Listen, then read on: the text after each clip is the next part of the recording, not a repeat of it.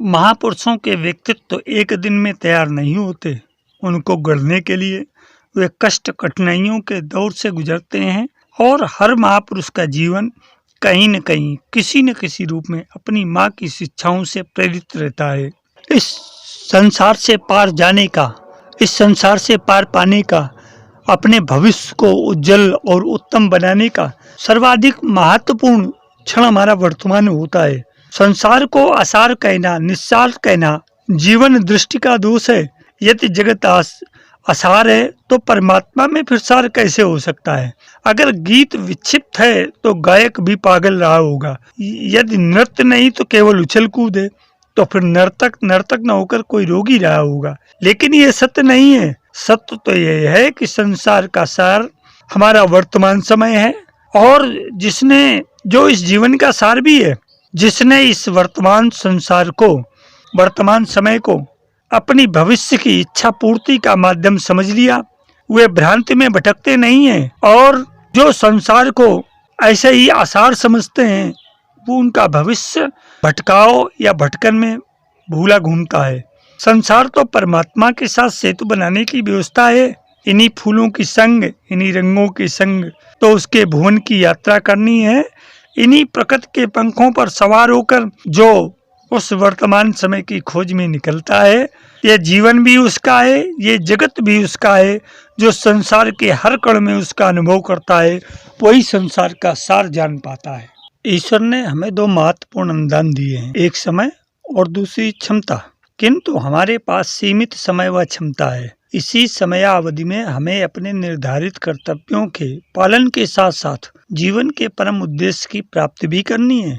इसीलिए जीवन का प्रत्येक क्षण अनमोल है, क्योंकि समय के सदुपयोग पर ही जीवन का विकास संभव है। किसने कितने समय के अनुसार कार्य किया, उसी के अनुरूप उसे उपलब्धियां मिलती हैं। समय की तीन अवस्थाएं हैं, भूत, वर्तमान एवं भविष्य। सिर्फ वर्तमान ही हमारे साथ में होता है, जबकि भविष्य वर्तमान का प्रतिफल होता है और भूत को हम मिटा नहीं सकते। वर्तमान में खड़े रहने की सामर्थ्य विरलों में ही होती है। वर्तमान समय का उपयोग हम कर नहीं पाते। प्रायः हम अतीत की यादों में खोए रहते हैं या फिर भविष्य की कल्पनाओं में डूब जाते हैं।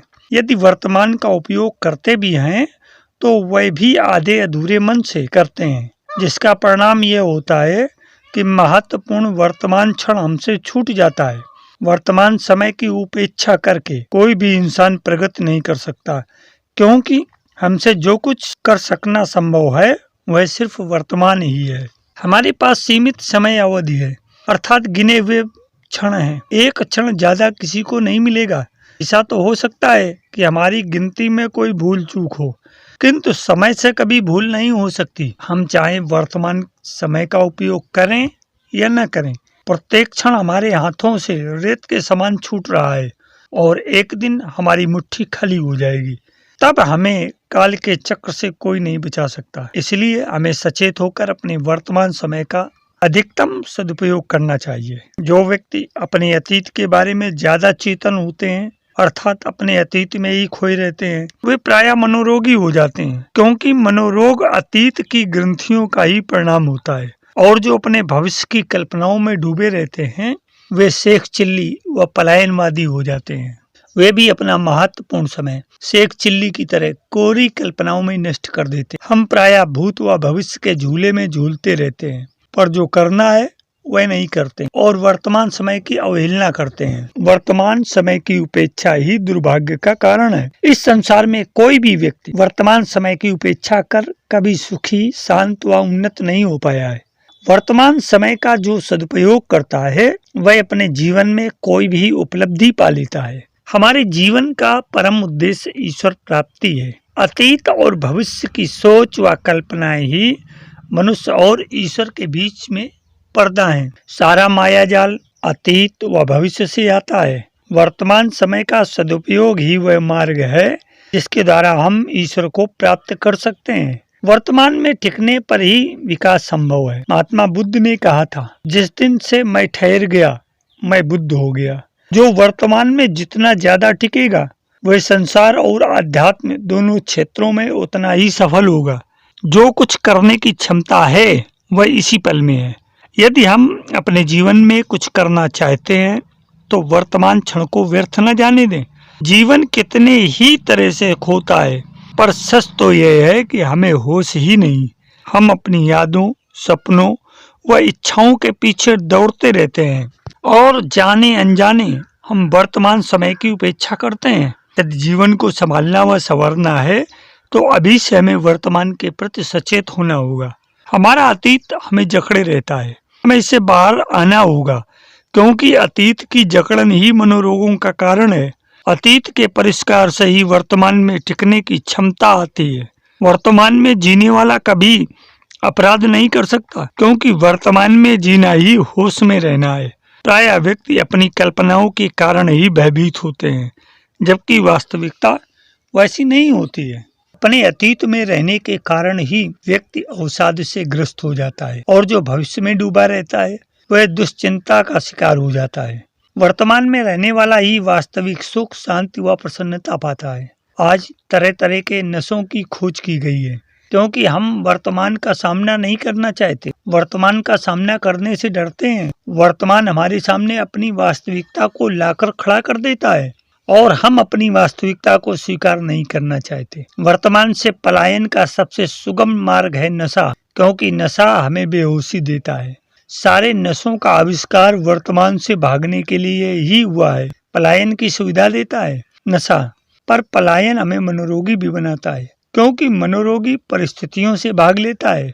जिस समय हम संघर्ष करते हैं वह क्षण होश का होता है। होश में जीने के लिए संघर्ष करना पड़ता है, अपनी वास्तविकता को स्वीकारना पड़ता है, जबकि हम अपनी वास्तविकता को स्वीकारना नहीं चाहते और न ही संघर्ष करना चाहते हैं, क्योंकि हम अपनी वास्तविकता व संघर्ष दोनों से ही घबराते हैं। जीवन का वास्तविक विकास तो संघर्ष में ही है और संघर्ष वही कर सकता है जो होश में जीता है।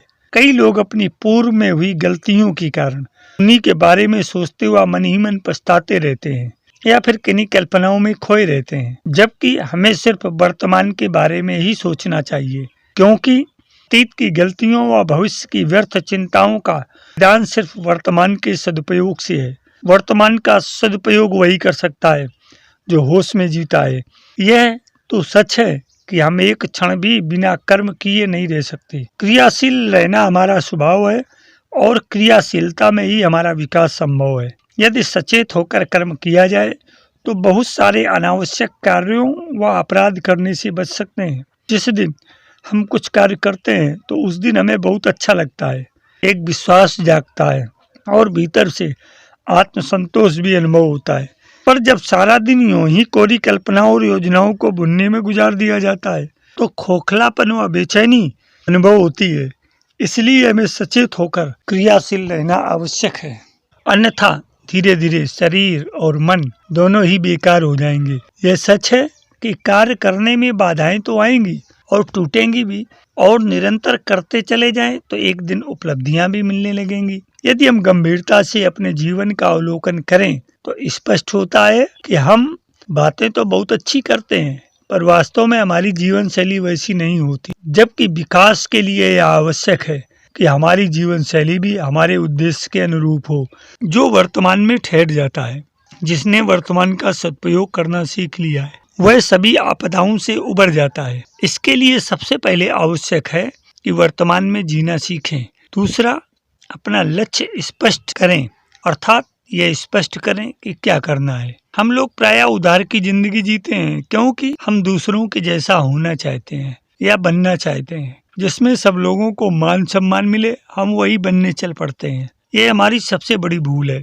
जबकि प्रत्येक व्यक्ति की अपनी एक मौलिकता है जो अन्यत्र किसी दूसरे में नहीं हो सकती। हम अपने ही जैसे हैं, इसलिए लक्ष्य भी अपने ही जैसा होना चाहिए। अपने लक्ष्य को निर्धारित करते समय अपनी क्षमता और मौलिकता का विशेष ध्यान रखें। तीसरा, कार्य अर्थात लक्ष्य को प्राथमिकता के अनुसार श्रेणी में बांटें और महत्वपूर्ण कार्य को सबसे पहले करें। मनोवैज्ञानिक दुनिया सबसे महत्वपूर्ण है, जो हमें हर पल उठाती व गिराती रहती है। इसका सृजन हम स्वयं करते हैं। यह वो दुनिया है जो हमें हर पल प्रेरित करती रहती है, इसलिए उसे ऊर्जापूर्ण एवं प्रेरक होना चाहिए, न कि अवसादग्रस्त बनाने वाली। इससे ऊर्जावान व प्रेरक बनाए रखने के लिए नित्य की साधना व स्वाध्याय आवश्यक है। आज कोई वर्तमान का सामना ही नहीं करना चाहता, जबकि वर्तमान में अनेकों विभूतियां व उपलब्धियां हैं। यदि कोई वर्तमान समय में टिक जाए तो उसे सबसे पहली उपलब्धि एकाग्रता मिलेगी।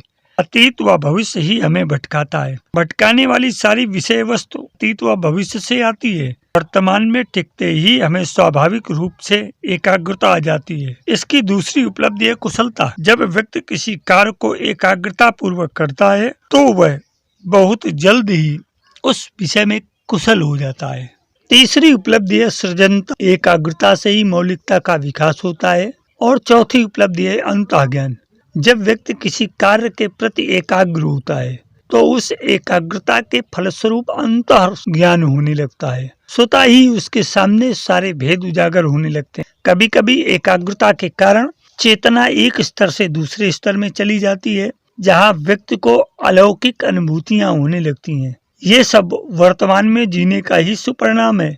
जबकि वर्तमान से भागने और अतीत को याद करने या भविष्य की कल्पनाओं में खोए रहने से जीवन अंधकार से घिर जाता है और जीवन की क्षमताएं भी इस आवरण में ढक जाती हैं। इसी कारण व्यक्ति का जीवन मनोरोगी हो जाता है। वह वर्तमान में ठहरता ही नहीं और अपने अतीत की स्मृतियों या भविष्य की कल्पनाओं में खोया रहता है। इस परिस्थिति से बचने का एकमात्र उपाय यही है कि वर्तमान की महत्ता को स्वीकारा जाए, वर्तमान में जीने का अभ्यास किया जाए एवं वर्तमान समय का बेहतर सुनियोजन किया जाए। केवल वर्तमान ही व्यक्ति के अतीत को परिवर्तित करने व भविष्य को गढ़ने की क्षमता रखता है, लेकिन वर्तमान में जीना इतना आसान भी नहीं है। वर्तमान का सामना करने में व्यक्ति को घबराहट महसूस होती है, क्योंकि इससे हमारे अंदर छिपी हुई क्षमताओं व शक्तियों के आवरण हटते हैं और स्वयं से हमारा परिचय होता है। मेरे अध्यात्म प्रेमी जिज्ञासु मित्रों, इस महत्वपूर्ण लक्ष्य की प्राप्ति के लिए हमें आज से ही वर्तमान में जीवन जीने का संकल्प लेना चाहिए और अपने जीवन में आने वाली अतीत की स्मृतियों से सीखने का प्रयास करना चाहिए एवं भविष्य की कल्पनाओं को साकार करने की तैयारी वर्तमान समय में ही करनी चाहिए। वर्तमान जीवन ही हमें होशपूर्ण, जागृत व शक्तिवान बनाता है। हमें जीवन में पंडित श्री राम शर्मा जी इस मंत्र हर दिन नया जन्म और हर रात नई मौत को अपने जीवन में उतारना चाहिए, धारण करना चाहिए। मित्रों, ये वीडियो अगर आपको पसंद आए तो लाइक, शेयर, सब्सक्राइब, कमेंट अवश्य करें। जीवन की यात्रा इस अंक में आज इतना ही। धन्यवाद।